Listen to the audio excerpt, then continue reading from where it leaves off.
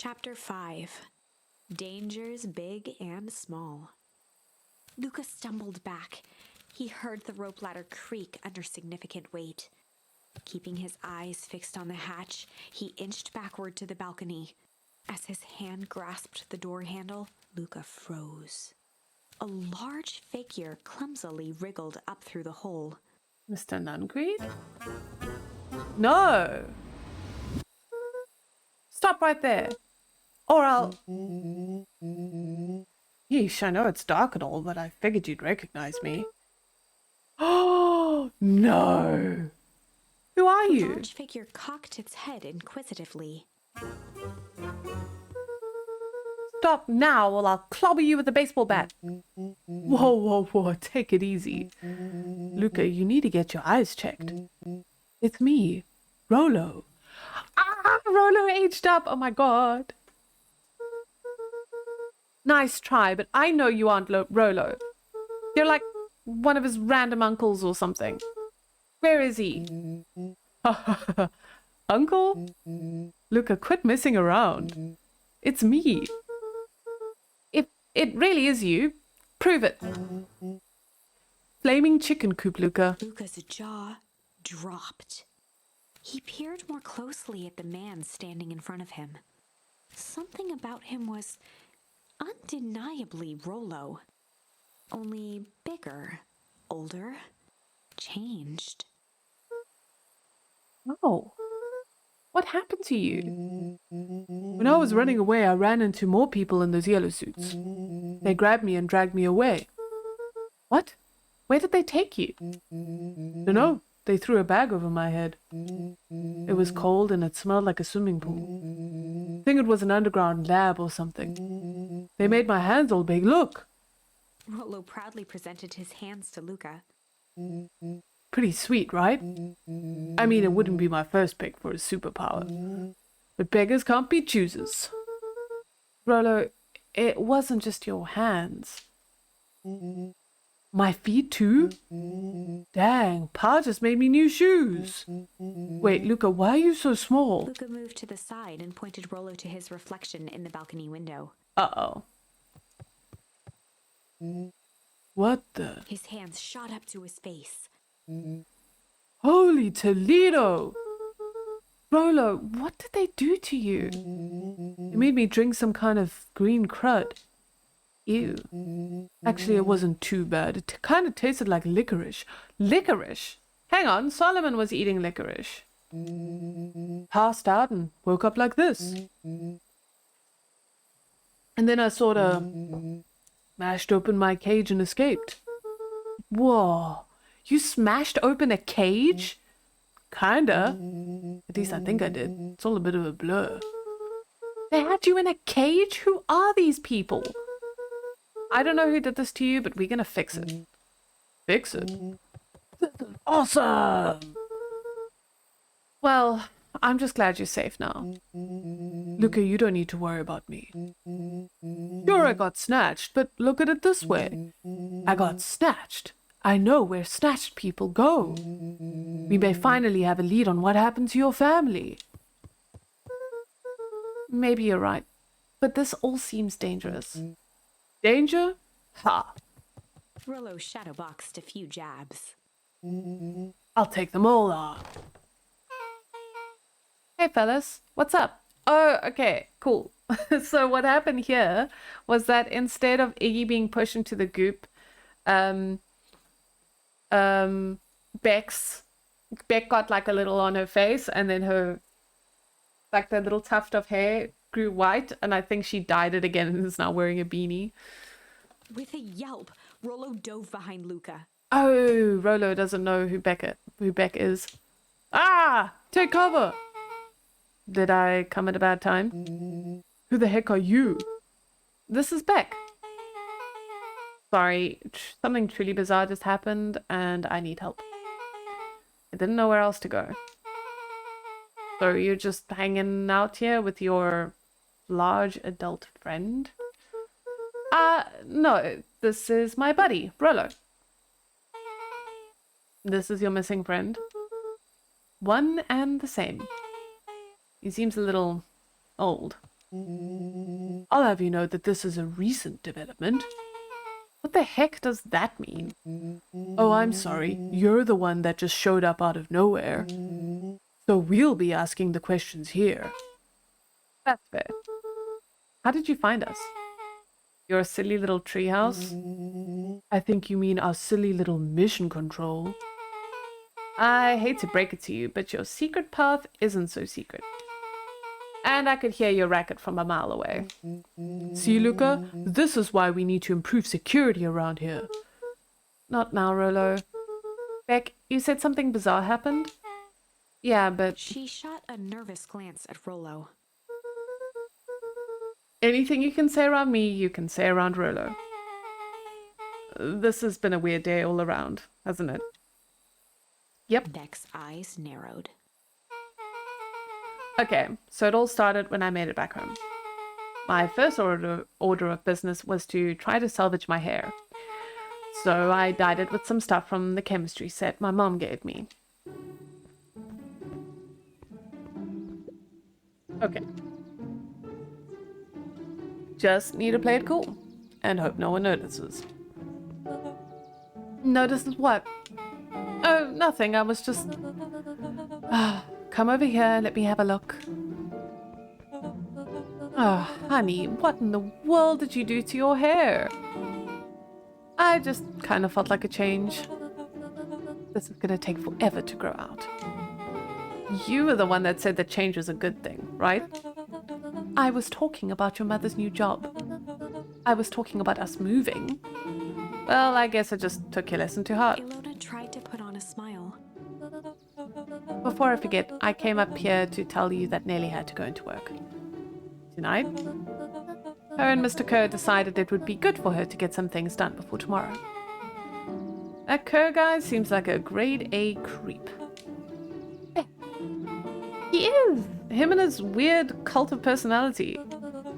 You are not going to ruin this job for Nellie. It means too much to her. Oh, I know exactly how much it means to her. It means enough for her to exile her daughter to this pedunk town. This place sucks. The people are weird. You just don't know them yet. It's always cold. We're in the mountains, you'll get used to it. I can't even pick up a single decent station on the radio. It's all banjo music and farm reports. You know, I grew up in a town not that different from this one.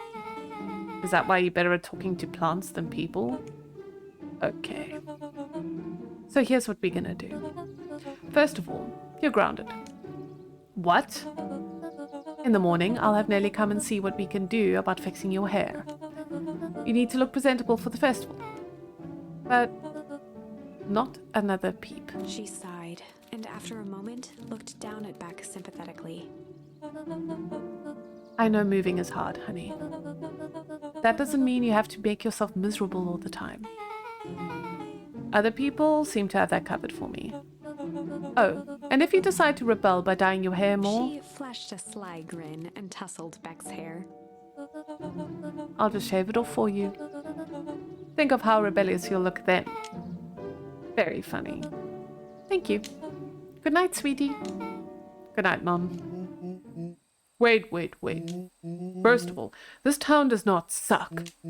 Second, you need help because you got grounded? No. I'm sorry you got in trouble. It's my fault your hair got screwed up in the first place. Don't worry about it. I actually kind of like this look.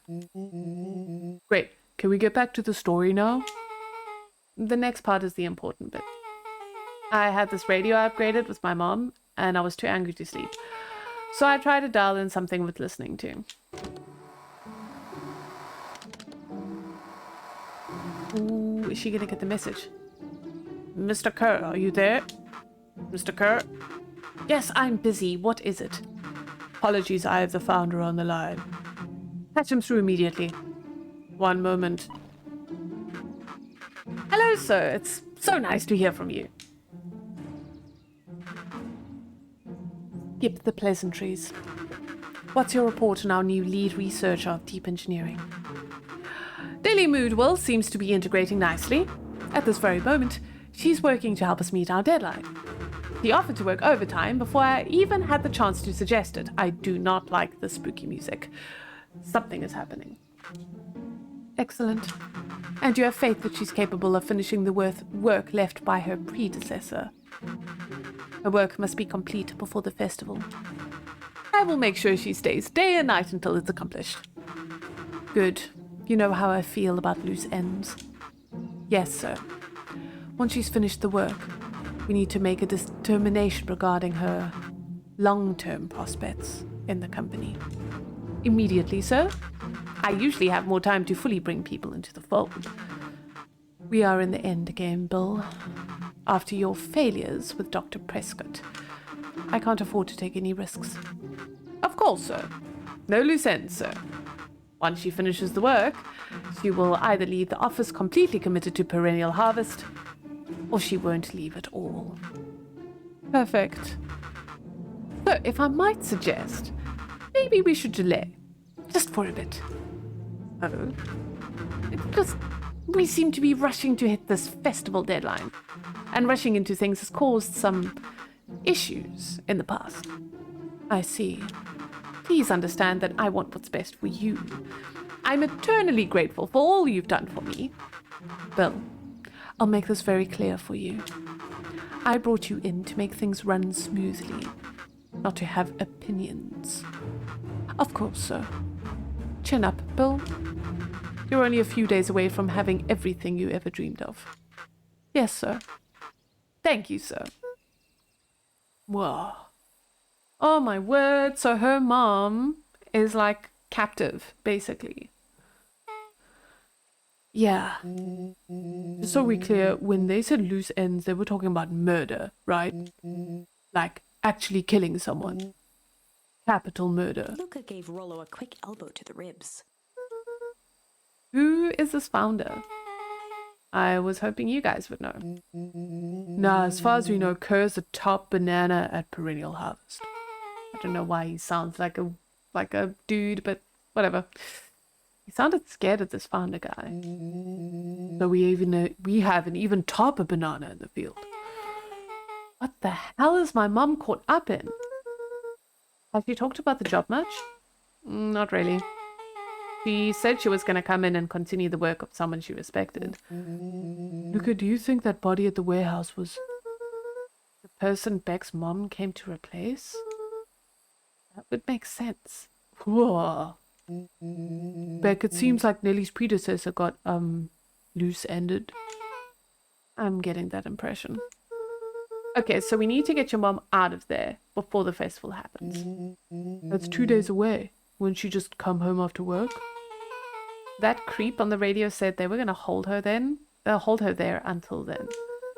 If she's not coming out, we got to go in and get her. Beck flicked a large sheet of paper out of her pocket and slammed it on the floor.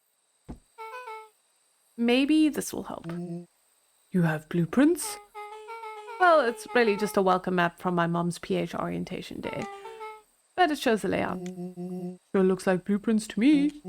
Look, there's a reception area. There's a big room marked Founder's Office. It even has the exits marked. Guys!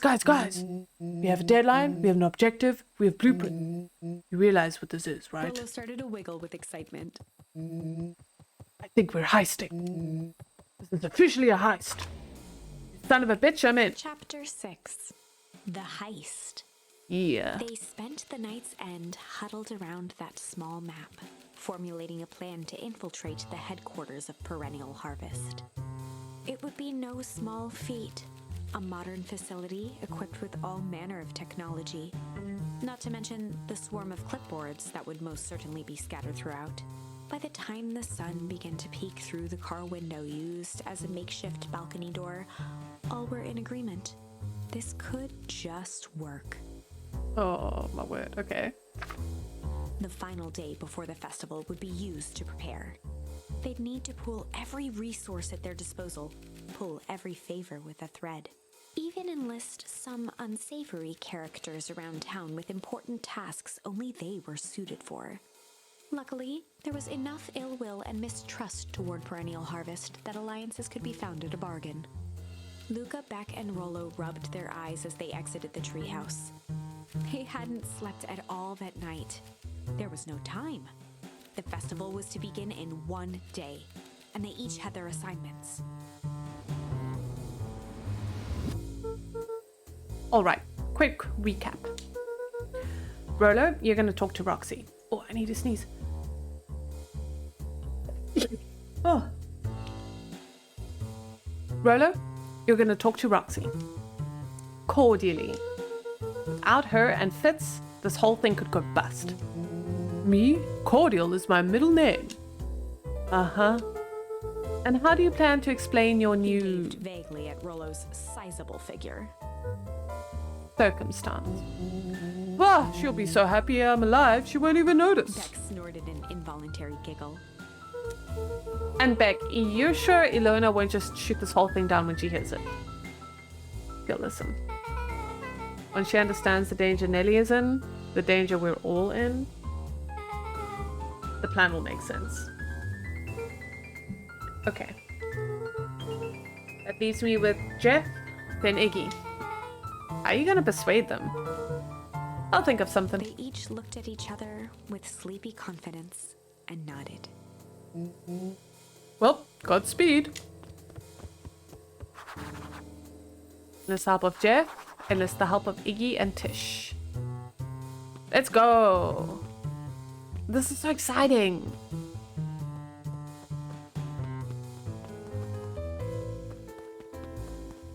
Small person? No? Nothing? Clipboard? No? Alright. It's really quiet. Where are the people? Hello? No? What does this lady have to say? Undaunted, he shook his head. Over? No. Endings are merely a state of mind. This doesn't end until I give up. Wow. I admire the conviction, but can he really pull through? Yes, he can! Like Bob the Builder. Oh. You ever wondered why an agricultural company employs an army of survey takers? The clipboards? They just say they're trying to make us happy. Do they want to make us happy? Or just figure out what makes us happy? An important distinction. It is an important distinction, and one that will come to fruition in the future. Okay. Diner is not open. This diner's hardly ever open. Like, what's the deal? Oh, I forgot we could frolic. Yeah. A bit much, if you ask me. It's amazing what a man can do given time. Oh, here's our friend Jeff. Hey, Jeff. What can I do for you? Well, I know how much you hate perennial harvest. Hate's a strong word. Oh, sorry, I mean, I didn't say it was the wrong word. Gotcha. So we're gonna break into the headquarters, and I thought you might be able to help. Jeff wheezed out a long snicker. Hee hee. You see? I knew your kids were alright. Great, so you'll help? Joy in Jeff's face drained instantly. Not a chance. But give me one good reason I should risk my hide aiding and abetting you rascals. Looking into the sullen eyes of his would-be accomplice, Luka blurted out the first word that came to mind. Oh, wow. Fight. Done enough fighting for one lifetime. More than my share of losing. Time to hang up the gloves. Okay, do we have to just find the right word? Luka wasn't ready. He shouted out again. Junk. It's junk. Yeah, what of it? Sonny, I've got more junk than a king of copper. Ain't interested. Oh, damn it. Shit. Yeah, it's all shit. Still ain't helping. Ain't that some shit? Hey, hey. Hide? Jeff's brow perked up. What'd you say? Go ahead and hide then. Sensing some traction, Luka carried on with vigor. Okay, I didn't think that would be the answer, but okay. Let a bunch of kids do what needs to be done. We're not afraid. Jeff's scowl faded with a sigh. Say what you will about old Jeff, and they'd all do. But you'll never hear him say a hit from nothing. One good stomp of the foot was all Jeff needed to drive his point home. What is it your kids needed? Some sort of disguise. I got just the thing. And while we're at it, that crate should come in handy. This ain't gonna be free, you know. I'm thinking 5 bags of sour gobs should cover it. Put it on my tab. Luka offered out his open hand to seal the deal. With a firm and dusty grip, Jeff reciprocated. Nice. Done. Swing by first thing in the morning. Jeff is done. Okay, let's pop into the library. Penguin friend? No. Tiger friend? No. Alright. There's nothing to do in this library. Mr. Nuncreed, got my eye on you. Telephone tunnel? Oh, here we go. Hey, Tish. Look who it is. Luka, are you here to try to tickle us to death again? Look, just hear me out. Iggy raised an eyebrow suspiciously. We're listening. Iggy, I know we've both been giant bags of shit to each other. Iggy gave a reluctant shrug. You're not wrong. But lately life has been kinda strange, you know? Iggy considered the point. Things have been weird around here. So I'm offering a truce and asking for your help. What do you say we break our hostilities, at least for now? We do like breaking things. Even if a truce means less breaking things. What if I told you there was a way to have a truce and break stuff? Go on. I'm choosing all the right choices. Like, I've been nailing this one. I need you to cause a distraction so I can sneak into Perennial Harvest HQ. A wild-eyed grin spread across Iggy's face. My, Luka Van Horn. I'm impressed. And after all this is done, maybe you and Tish can hang out at the treehouse sometime. Iggy glanced over to Tish, who nodded in agreement. Fine. It's not because we want to see your crappy treehouse. We just like to cause chaos. With a quick nod, Luka was off. Did you hear that, Tish? Iggy gazed up at Tish with a smile. He invited us to hang out at the A treehouse. single tear ran down Tish's cheek. Aww. I never expected this day to come. How wonderful. Chapter 7. Into the Hive. A good heist requires preparation. And thorough preparation takes time. Something they had precious little of. So far, everything was in order. Jeff, Iggy, and Tish all agreed to do their part. Beck radioed Luka that night with a simple and covert message. "We're locked and loaded on my end." And Rollo, after a lengthy confession, managed to persuade Roxy and Fitz to help. He stowed away in mission control for the night to avoid attracting attention. Good. Rollo, being uniquely suited for the role, would be the first to breach Perennial Harvest. The outfit provided by Jeff wasn't perfect, but a convincing disguise is 10% wardrobe, 90% confidence. Okay. Rollo took a few vigorous breaths and shook out his arms. Stay calm, Rollo. You can do this.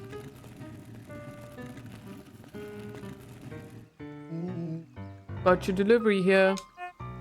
Delivery? I don't have anything in my notes about a delivery. One moment.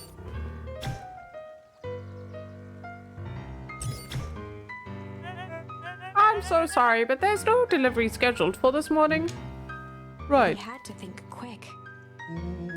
That's because this goes directly to the founder. He asked that it be kept secret. Rollo sighed, adjusting his tool belt. You know how the founder can be. I suppose we can leave this one off the records. Oh, thank you. Our harvest awaits and With a such. stroke of his mustache, Rollo proceeded into the perennial harvest headquarters. Our harvest awaits. Package here for the founder. Oh, I didn't hear anything about... Yeah, this is a need-to-know kind of thing. I'll just He check. stammered and flipped through the pages of his clipboard. This goes directly to the founder. I don't have time to fill you in. Oh, I see. If you could just complete this form... Rollo interrupted with urgency in his voice. Every time with the forms. Look, if you want to explain to the founder why I'm late, well, it's your funeral. I'm sorry. What did you say your name was again? Rollo panicked. A harvest awaits. Sir? That's a restricted area. Excuse me, sir. A harvest awaits. Ready to light this candle, Tish? Yep. Stuck on this perennial ham fist.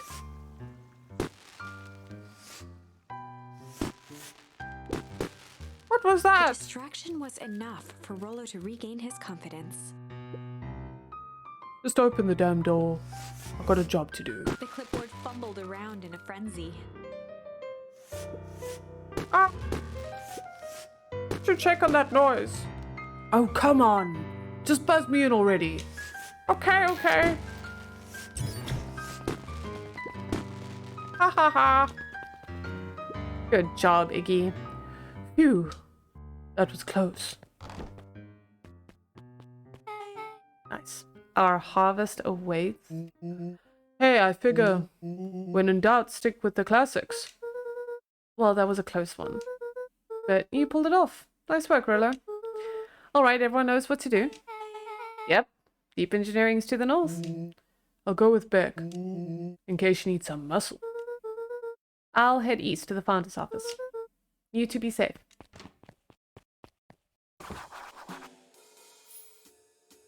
Alrighty. Water cooler. That's odd. There's not even any cups for the water. Yep, it's just a random ass water cooler. What's in here, precious? Oh my lord.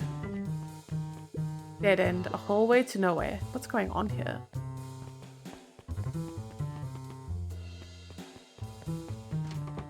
It's like one of those games. Oh, fuck. Sorry. I don't think these videos are going to be monetized like at all, so I think it's okay. Solomon? Solomon stopped in his tracks. Luka, what are you doing here? It's a long story. Are you okay? A veneer of confusion flashed across Solomon's face. His words rushed out dramatically.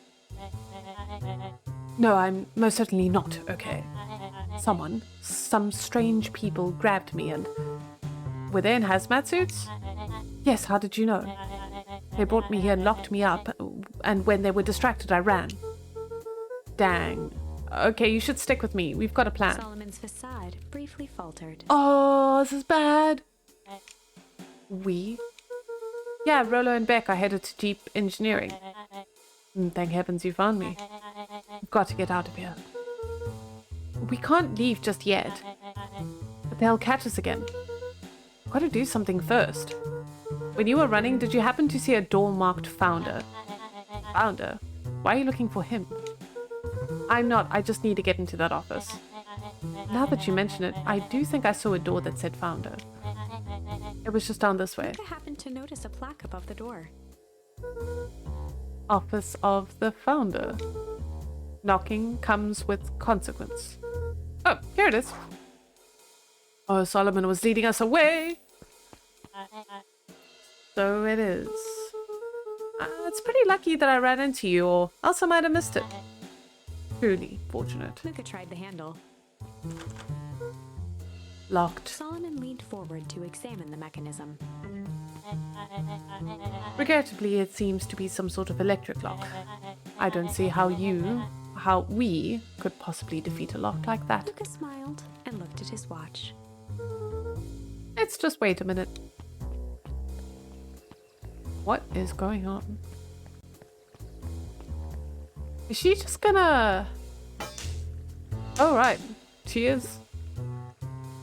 I don't know what sort of funny business you're up to, but I like it. She mimed a quick hat tip and ambled off with a whistle. Howdy. Good afternoon. The light on the keypad changed from red to green. How did you do that? It's good to have friends. Quick, let's get inside before someone spots us.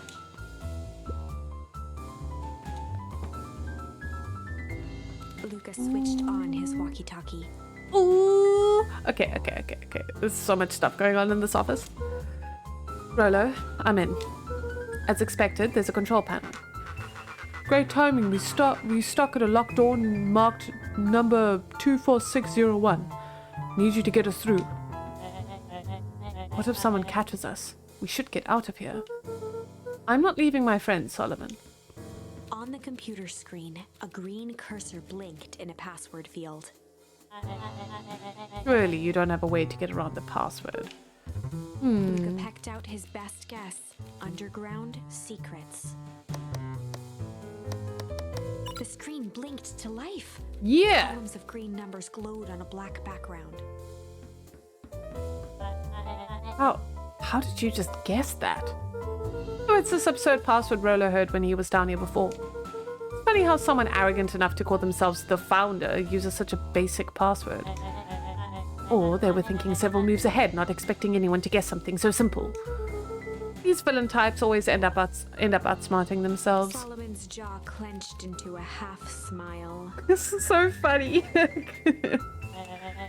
Your powers of deduction are as impressive as your luck. Luka quickly scanned the columns for number 24601. Rolo, I think this should do it. Bingo bango, doors open. Luka, you never fail to impress. What is that slippery lout even doing down here?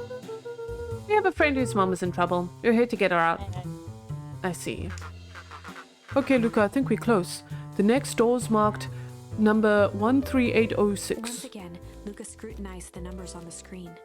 In that moment of distraction, Solomon reached forward and pressed a large red button. Uh-oh. Maybe this one opens the lock. Crap, we've got company. Luka, must go faster. One sec, I can't think with all this noise. Quickly skimmed the screen with his finger. Here it is. 13806. Go, go, go. Curse these fumbling hands. My apologies, Luka. Don't beat yourself up. I know you were just trying to help. Uh-oh. Uh-oh. Run, run. The clipboards are after you. Run, run. Oh, man. No water cups. Rolo. Really? He was thinking of drinking some water at that moment? Rolo, are you okay? Rolo, come in. Mr. Kerr approached with a sneer and spoke into his walkie-talkie. Oh, no. You can turn off the alarms. They With trapped. self-satisfaction, he called into the hallway. That, my dears, is a dead end. Nowhere to run. Rolo, where are you? Are you okay? Yeah, I think we lost him. Wait, what? Making our way back to Nellie's office. Oh, shit. Okay. Okay, you two rabble-rousers are coming with us. Nope. Make a break for it. You just kicked him in the nuts. Did that little shit just kick me? Don't stand there. After them. Okay, I think that worked. Roxy and Fitz have them on a wild goose chase. I'm having trouble following what just happened. Like I said, it's good to have friends. Rolo, just how long do you think Roxy can distract them? How long can Roxy keep someone so pissed off they can't see straight? Let's just say we've got time. Entering Nellie's office now. Mom! Oh, honey, what did you do to your hair? I thought you'd be happy. I finally used the young chemist's lab kit. You sure have a knack for making me incredibly proud in the most frustrating ways. We need to get you out of here. We? Who is your adult friend? Oh, I'm not an adult. Ever heard of a growth spurt? I had more of a growth spew.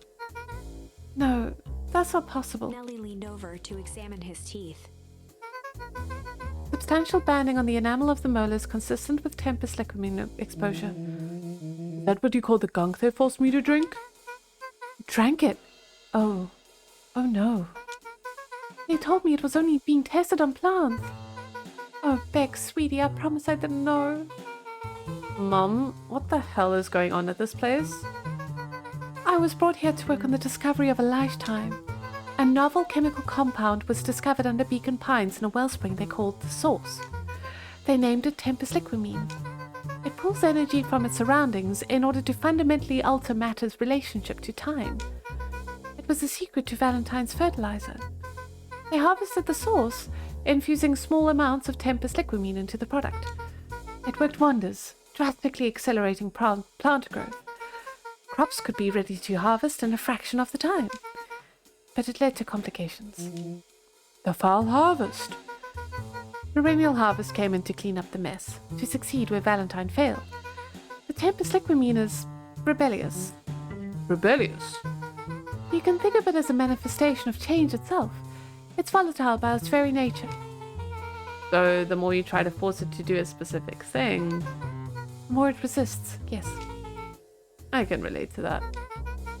My role was to finish the work of my predecessor, Dr. Prescott, harnessing tempest liquamine to reliably manipulate an organism's age. Imagine how many people we could feed. Mr. Kerr was very insistent that we could achieve a successful result before today's festival. But you didn't, right? Nellie sighed. You know how much I love a good puzzle. I poured myself into the problem. It wasn't long until I discovered oddities in Dr. Prescott's notes. Oddities? They contained obvious errors, mistakes that someone of his reputation would never make. So I fixed them and now I get to replace my entire wardrobe. I really am truly sorry. These clothes were all hand-me-downs anyway. Sounds like Dr. Prescott figured it out and got cold feet and intentionally sabotaged his own work. I considered that possibility. I've sent a letter asking him to clarify his thinking. Mum, Dr. Prescott is dead. Kerr had him killed. What? I overheard them talking about it on the radio. That's why we gotta get you out of here. It's just... like, now. Wait, the vial! I finally solved the chemical equation, allowing direct control of aging. Mr. Kerr picked it up just before you came. All the more reason we gotta hightail it. Luka, we've got Dr. Moodwell heading your way now. Roger that, be careful. Oh, things are getting crazy. It's like, we're almost there. Okay. Alright, everything's on track. And what is your plan for escape? We'll go over everything when they get here. In the meantime, maybe we can dig up some more info. Yeah, let's investigate. Malice 80 proof whiskey. A hard drink for a hard man. Oh, that was chucked in the pond. Wow, even his alcohol is arrogant. Solomon muttered inaudibly. I could just smother you right now. What's that? I said I shouldn't bother you right now. Don't be silly, you're no bother at all. This is so great.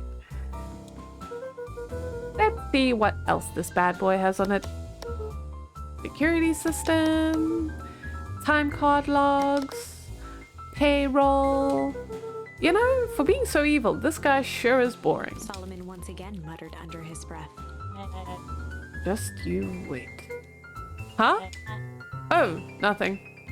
I also like this portrait of like the dad and his two kids. Luka tugged on each of the cabinets. Dang, this must be the good stuff. They're all locked. Perhaps he's not as careless as you suspected. Solomon is trying not to lose his cover, but like, it's just really funny. Looks like the founder was helping Kerr plan the festival. Why would such a secretive leader be obsessed with a party? Only time will tell. Luka held his hand up to the ashtray. Still warm. He must have been in here recently. Yep. I'm really sorry you got dragged into this mess, Solomon. You needn't worry about me. Well, I feel bad either way. We're gonna get you out of this, I promise. With a subtle, quivering lip, a smile crawled across Solomon's face. Ooh. They heard the trampling of frantic footsteps from the hallway. Okay, it's our friends. It's okay. It's fine. Yes. Lock it, lock it, lock it! Locked. That was close. When we left Nellie's office, it was swarming with clipboards. We barely got away. Did they follow you? Take that as a yes. Rolo. Before we start tossing blame around... Is it possible someone ordered a pizza? We'd love to hear your thoughts. Definitely not pizza. What now? Don't look at me, I'm officially retiring from this heisting business. We're so sorry for the inconvenience. We just have a few quick questions. Let me think. Can someone watch the door? Of course. Oh no, this is the wrong person to watch the door. Everyone else, huddle up. Oops. I think this little caper has gone on long enough. Solomon, no. Hush now, child. The adults are speaking. Dr. Moodwell, a brief reintroduction is in order.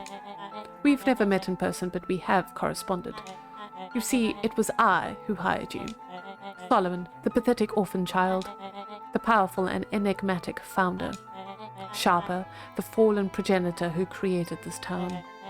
Perennial harvest, Valentine fertilizer, all connected by a single thread. Yours truly. But that's... Her eyes searched the floor in thought. Solomon watched eagerly, waiting for the flicker of epiphany. With a sickened look, she peered into his soul. Into his soul. Not into his eyes, his soul. Ha, yes. Now you've got it.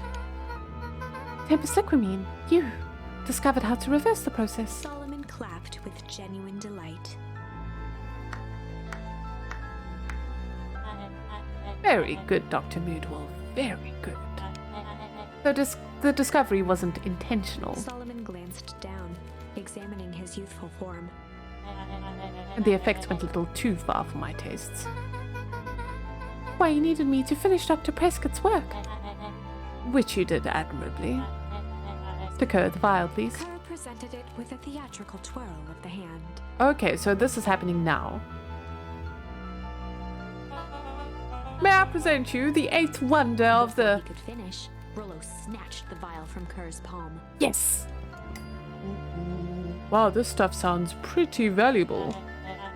Be careful, you fool. You have no idea what you have in your hand. Actually, we do. You just did a whole evil villain monologue-y thingy about it. Rollo casually tossed the vial to Luka. Smash it.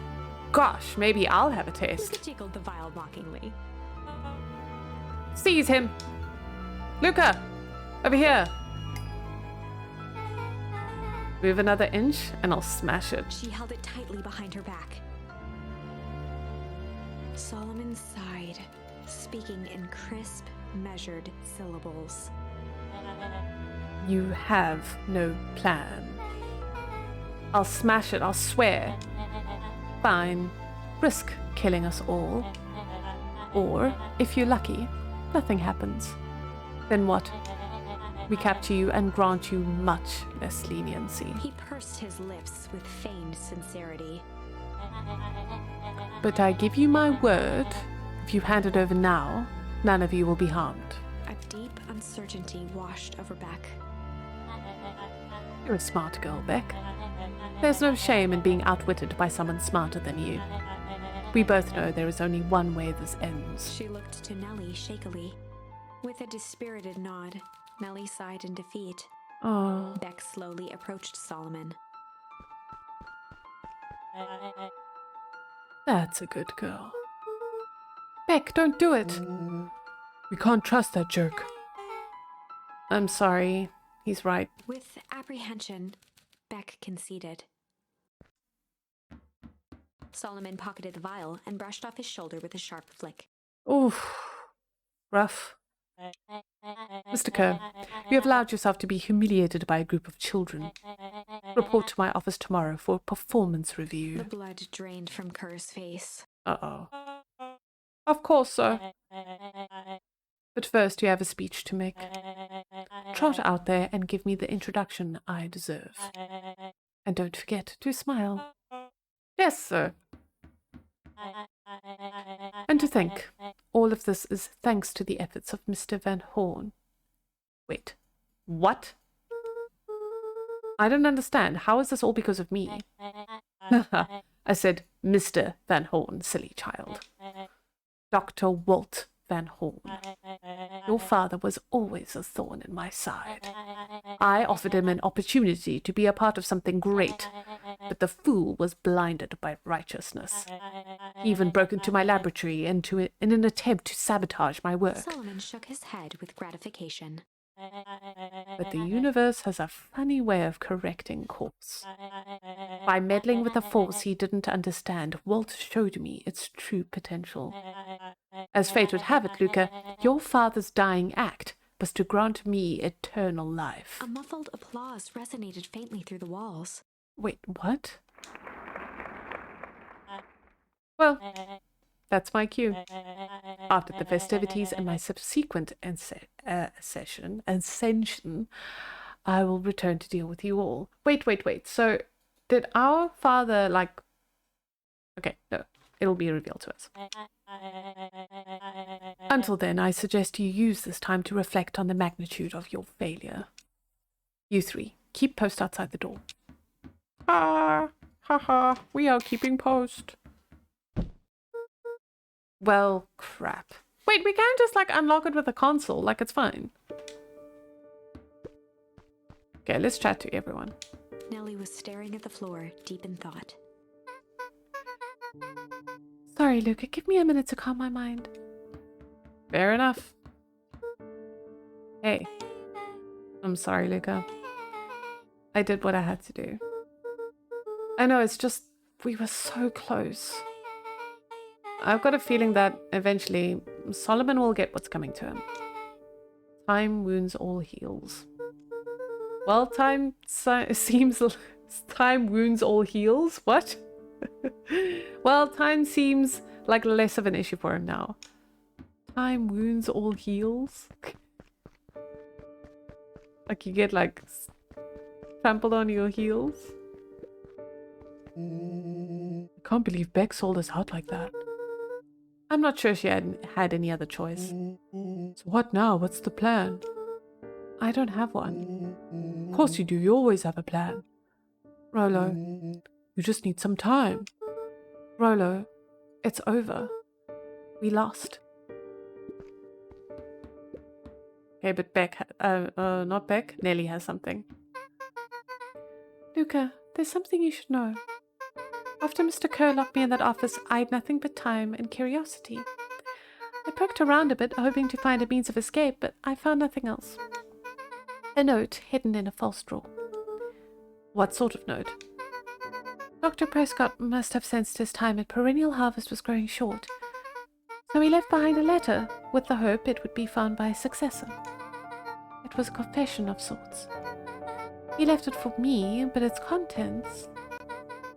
Luka, I think they were meant for you. Wait, what? Who's Dr. Prescott? Why? What did it say? It was about an incident with your mother. Oh, okay. So he was probably there when Eleanor fell. Dr. Prescott found her in his lab with a stolen keycard. It was an accident. He had been exposed to extreme amounts of Tempest liquamine. The color dropped from Luka's face. Did she Is she... She survived. Dr. Prescott decided to help her recover. He no longer trusted perennial harvest, so he kept her whereabouts a secret. Over time, your mother led him to reconsider the purpose of scientific discovery. Science is often at the vanguard of change, but that doesn't mean it's always right. He realized that no one should have control over something as powerful as time itself. I now believe that's why he began to intentionally sabotage his own work. And it cost him his life. That's a reasonable conclusion. Luka was overwhelmed with emotion. But if she's alive, where has she been? Where is she now? A Oh sudden no. explosion sounded from the hull. Oh no. She would have been like carrying out her plan. Chapter 8. Comeuppance.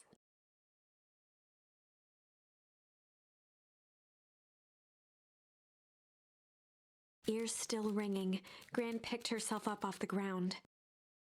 Through the dust and smoke, she looked over to see Mrs. Fratelli helping Hiram Tolliver to his feet.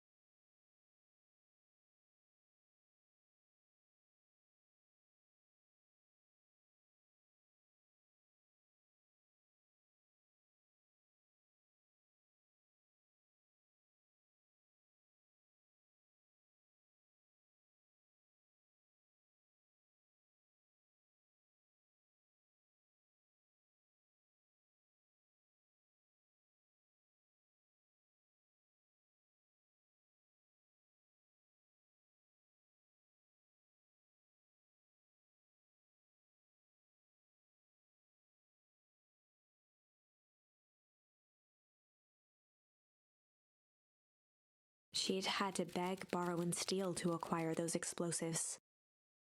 How many nights had she spent visualizing how she'd use them to make things right? And now, her one shot at destroying the source, that damned hole that swallowed so much of her life, was gone. Wait, what? Traded for this jagged hole in a wall and a foolhardy shot at rescuing Rollo. With Fratelli and Tolliver at her side, she stepped through. It was a strange feeling. The last time she'd stalked this maze of hallways, it was in a different body. They quickly rounded a corner to find a group of clipboards guarding a door. Something worth guarding is probably something worth seeing. Absolutely. She leapt forward, brandishing her cane. If her last chance at vengeance for things lost was truly gone, she would just have to fight to keep what she still had.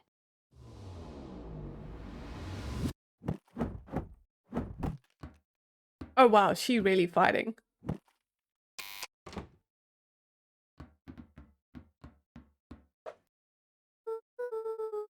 Gran, what are you doing here?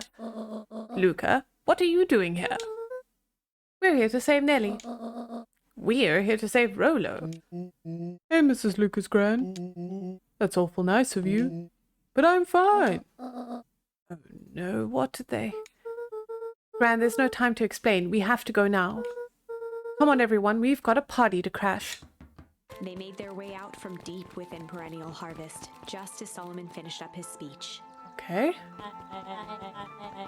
Thankfully, we can dispense with the formalities from here on out. Okay, we haven't done the aging thing. Solomon pulled a glass vial from his pocket. We gotta stop him. In one smooth motion, he downed its contents. Ah. A Nuts. triumphant smile grew across Solomon's lips. No! Well, I guess that's it. We lost. I wouldn't be so sure about that. What did you do, Beck? With a mischievous look, Beck elbowed Luka. Remember when I had the vial behind my back? Yeah? I might have tweaked his wonder potion with a little... Oh, we can change this. I'm gonna do change. I might have tweaked his wonder potion with a little change. Like pocket change? Your unlucky penny. Yeah, plopped it in the vial when no one was looking. What's that going to do? No idea. That's the beauty of science. Now we observe. You can all call me Sharper Valentine. His body and face began to contort and expand as he disappeared into a belching green mist.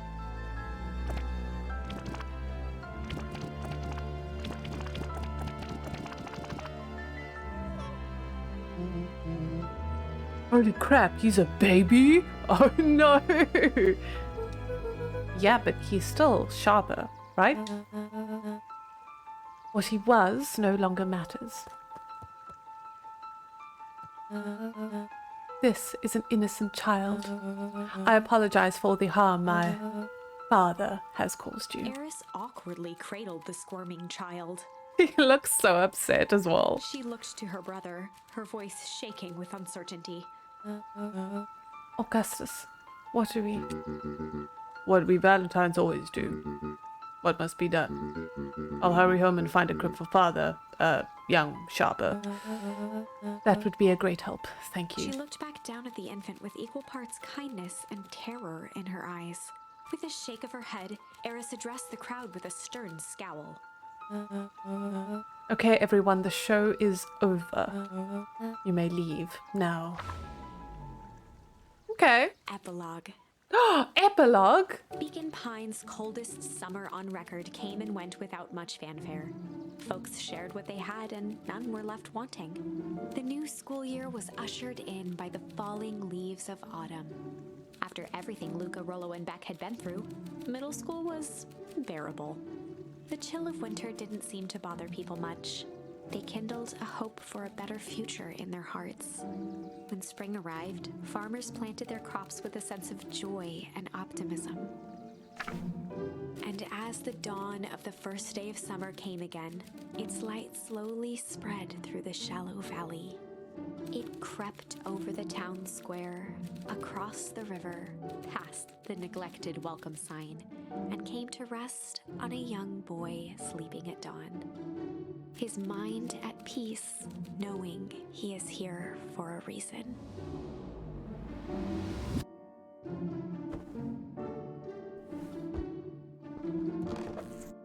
Okay.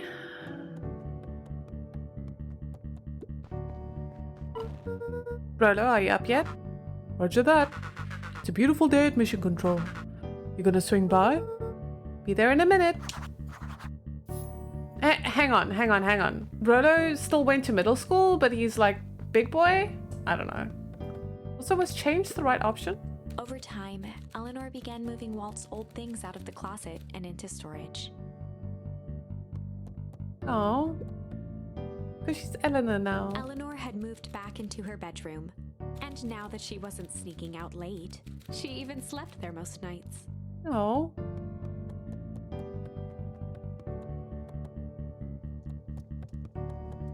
Do we call her mom now instead of gran?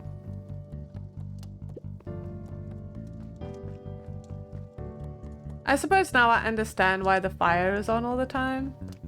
Because it's like unusually cold here. Because of the creepy hole.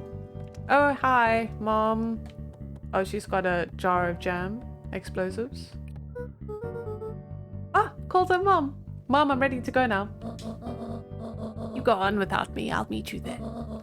Got a batch of jam to finish jarring. It's funny. I only started making jam as a way to send messages without anyone noticing. But now I enjoy it. Cutie. No secrets? No? Okay, cool. Just more jam. More jimmy jams. Frolic, frolic. I haven't been up here, actually. There's nothing new. Yay, dandelions.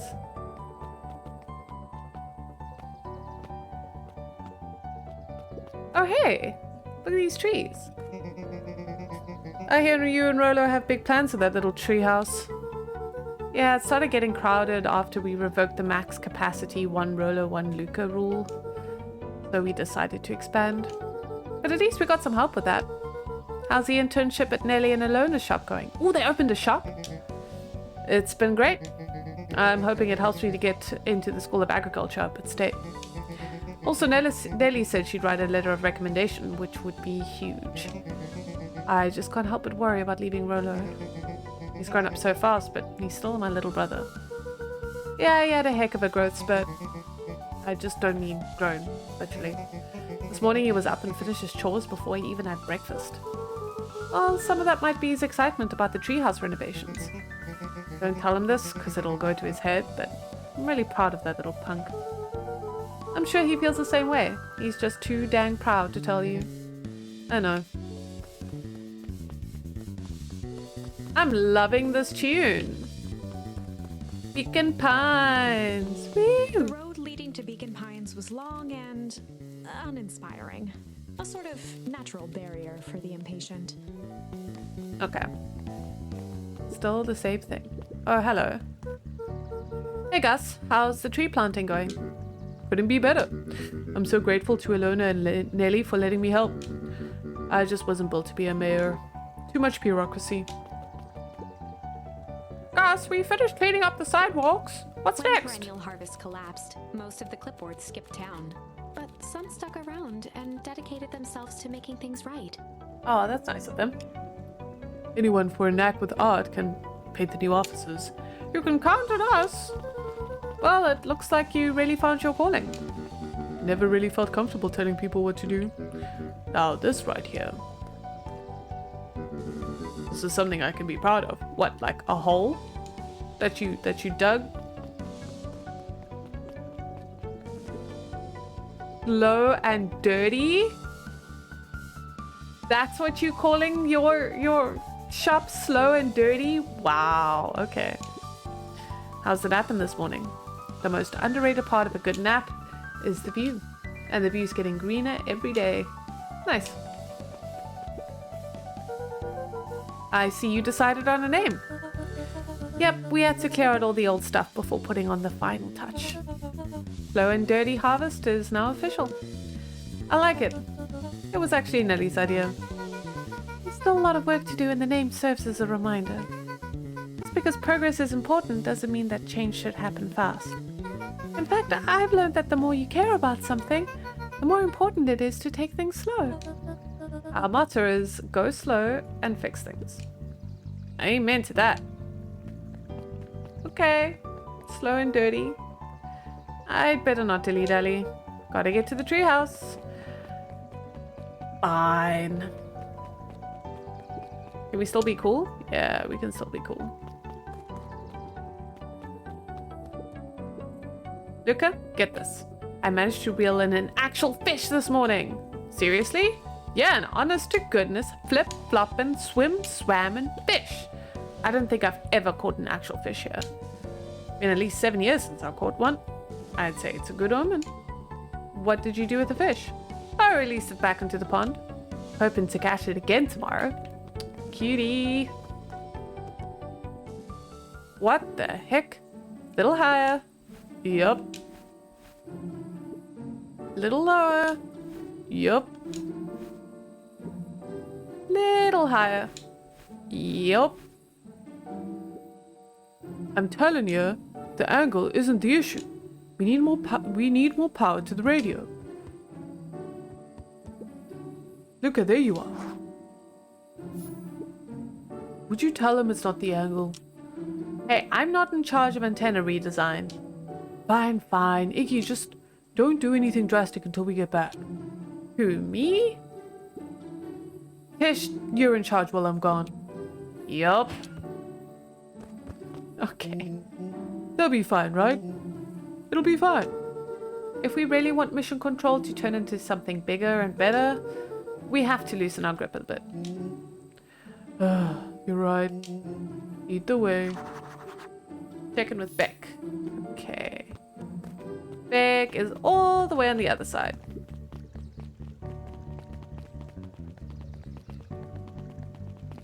I think. Young Mr. Van Horn. How's little Solomon, Sharper, doing? Young Sharper seems to enjoy nature more than I, so we do a lot of strolling these days.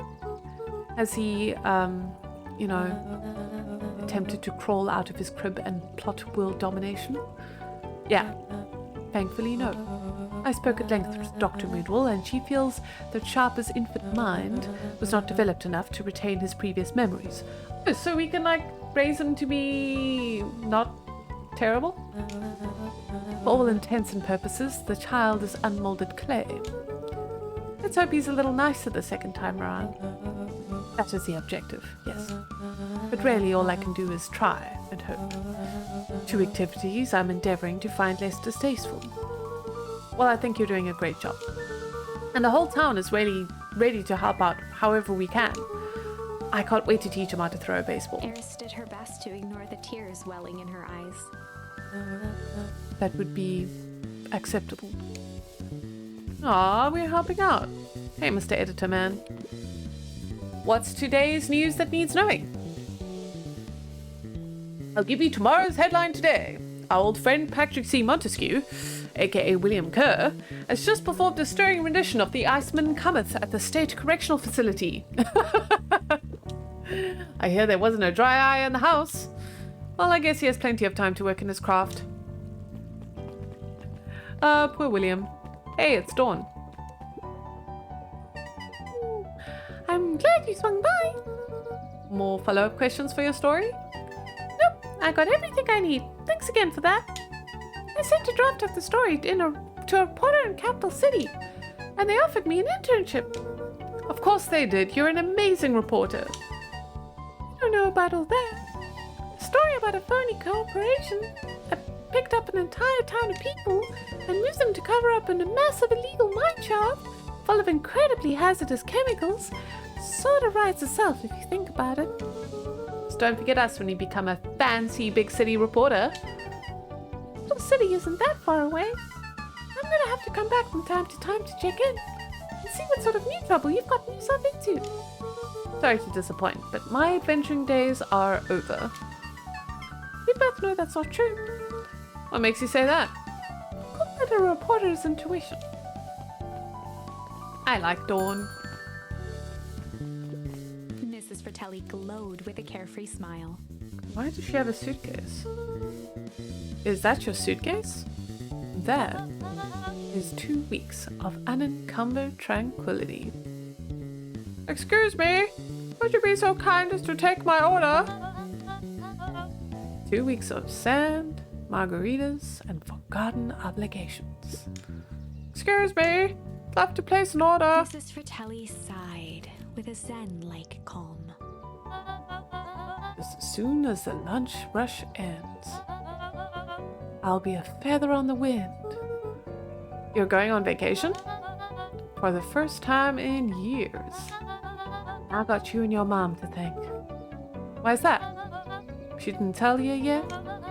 You two are gonna fill in for me at the diner while I'm gone. Like old times. It's fine, I'll wait. Okay, so we gonna work here? We gonna take drinks out of the fridge? We gonna pop some toast? I don't know what that is. Chop up some tomatoes. Go into the kitchen. Get used to that. Maybe Beacon Pines 2 will just be like a cooking management simulator. Do we need to be down here? No, but we could talk to people. Ah, back for seconds. If it's not too much trouble. For the longest time, I didn't understand the appeal of ice cream. It serves no purpose, other than to be briefly enjoyed and then it's gone. But it's pretty tasty while it lasts. I'm inclined to agree. Hey Luka, can you tell Roxy I'll be free in an hour? Sure thing. My dad's making me stock the shelves for the summer. He says it builds character. I think he meant to say it builds calluses. Builds character. Yeah, it built something alright. Oh, the tent is gone.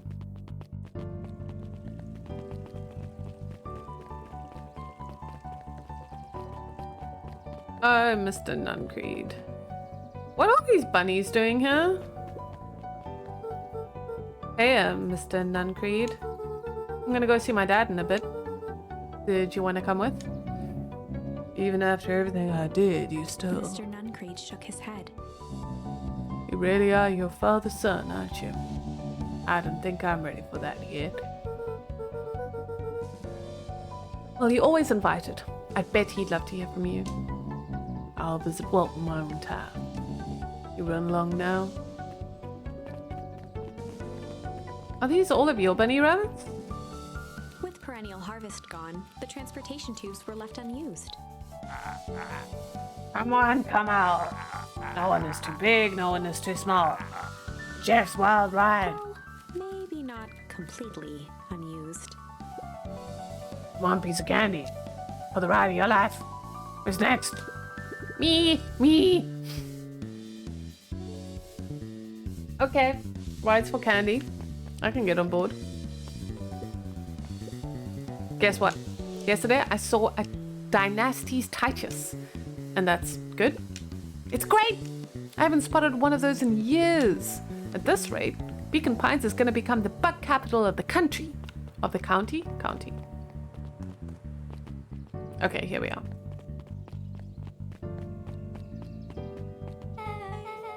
I have news I think you'll enjoy.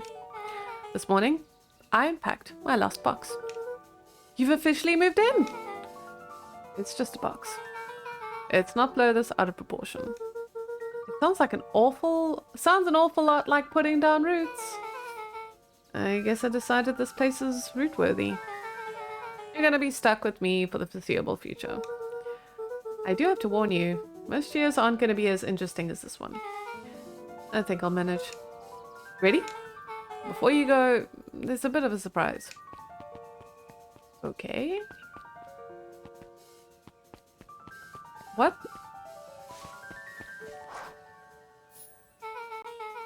My mum's prepared this tree especially for you. They didn't have to do that. It wasn't just them. It was the whole town pitched in. We all owe you. You should do okay in the cold of old beacon pines. And thrive as things warm up. Ah, perfect. When you're ready, take Jeff's wild ride to Old Beacon Pines. Oh, we're gonna plant this at Dad's original grave. Oh, that's so cool.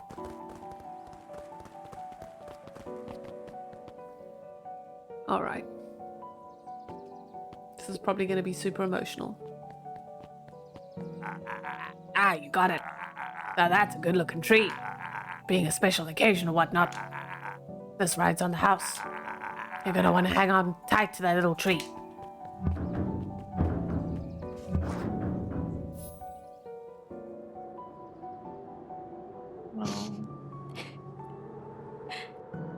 I think this is it. The end I've been waiting for.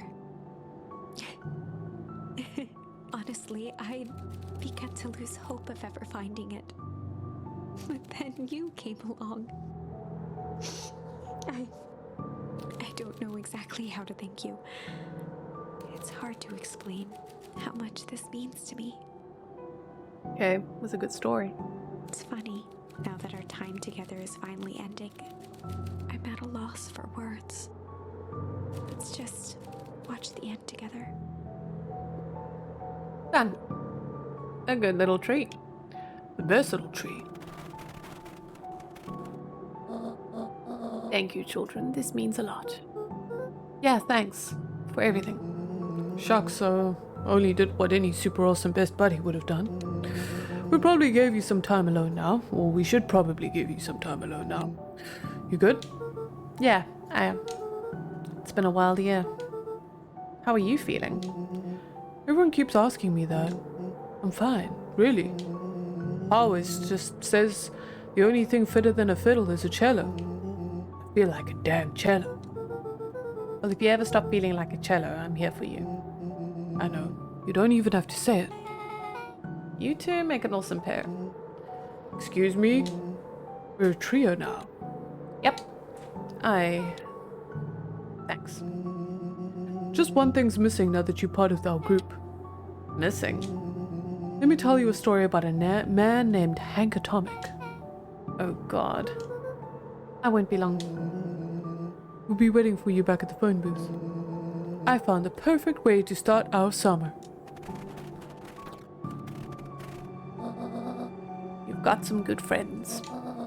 I'm so proud of you. Your father would be so proud. I know.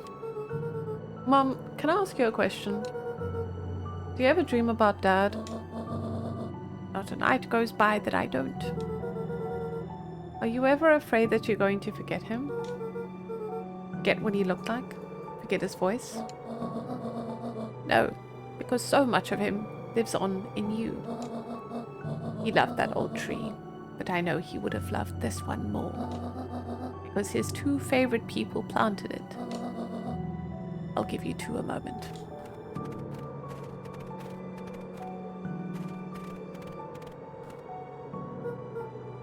Hey, Dad. Dr. Moodwell says that over the next few years this place should warm up. So you don't have to be so cold for much longer.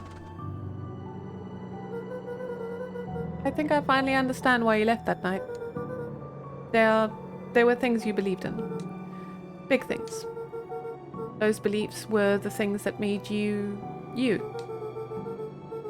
If you wouldn't have stood up to Sharper, stood up for what you believed in, you wouldn't have been the same person anymore. You had to go. But that didn't mean you loved us any less.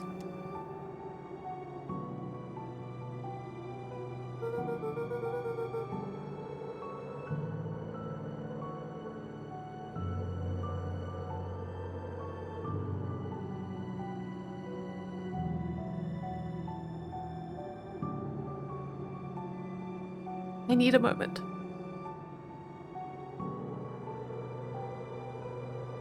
Yeah. The story. I might not visit you as much as I used to. I know you understand.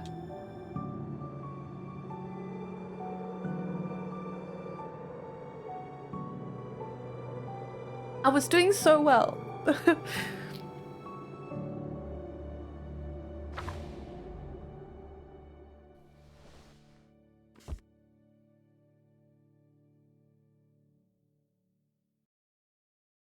And that's it.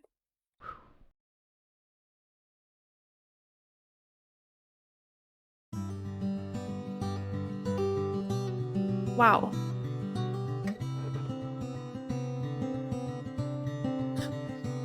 It got me right at the end.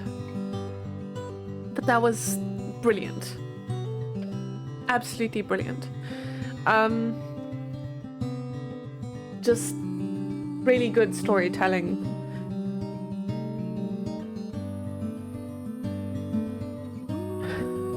Yeah, ridiculously good storytelling, great pacing. All the endings felt like, you know, they were leading to the main ending. So nothing was irrelevant, nothing was redundant.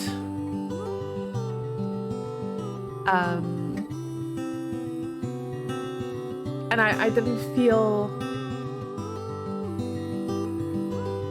feel like anything was kind of worthless. There were a lot of, like, you know, dead ends and things like that, but they all contributed to the true ending. Like, you had to go through all of the dead ends in order to get to the true ending. I mean, there were some things that... Sorry, I just saw that one of the producers is Cat Bath, but it's a Kickstarter, so it's cute that they call them producers as well. And they kind of are. Anyway. Yeah, like, obviously with collecting the charms and things like that, but we had to go through each ending and to discover, like, the truth. And a lot of people, or a lot of games, try to do that, but it kind of is like, okay, you know, you kind of figure it out. But this one kind of feeds you in, like, little drips and drabs, and if you go down this, then you'll find out about this, and then, like, by the time you've reached, like, the true ending, you would have, you know, like, everything that's happened in the story, even if the main characters don't. And I think it was cool that the true ending was, you know, when Rolo was changed. Like, we had all changed, actually. Like, Rolo had changed, Beck had changed with the blue hair, and we, or at least Luka, I don't think he changed, like, I don't know, fundamentally, but I guess the way that he kind of saw the world changed. And of course, like, his mother had changed because, you know, she was a lot older. And the game wasn't kidding. Like, from episode 1 of the series, they told us, like, the story is all about change. So, man, it was good. I couldn't wait to play this every week. I'm really happy to be able to play this for you guys on YouTube. So let me know what you thought of it, of the story, like what your favorite part was. Tell me how bad my voice overs were. Like, but, you know, either way, I want to do more of these kind of not quite full playthroughs, but narrative indie games on YouTube, because I feel like the format kind of fits better for longer story games than Twitch, for example. So I'll still be playing, like, action-y games on Twitch, and of course Pokemon. But yeah, we're going to be playing a few more indie games. So I guess, hang on, is there something more? No, okay, we can just kind of go back. Great. But yeah, I'll end off this video by saying, like, I don't know, like, comment and subscribe and all of that. And You'll find my socials down below, like follow me on Twitter. You can also join my Discord. That link isn't there. I think that's on like the homepage of my Twitter, but you'll also find it on Twitch. And speaking of which, yes, the Twitch link is down below, and you can catch me live and talk to me in person, and see the cats and stuff like that. And yeah, until next time, thank you so much for watching.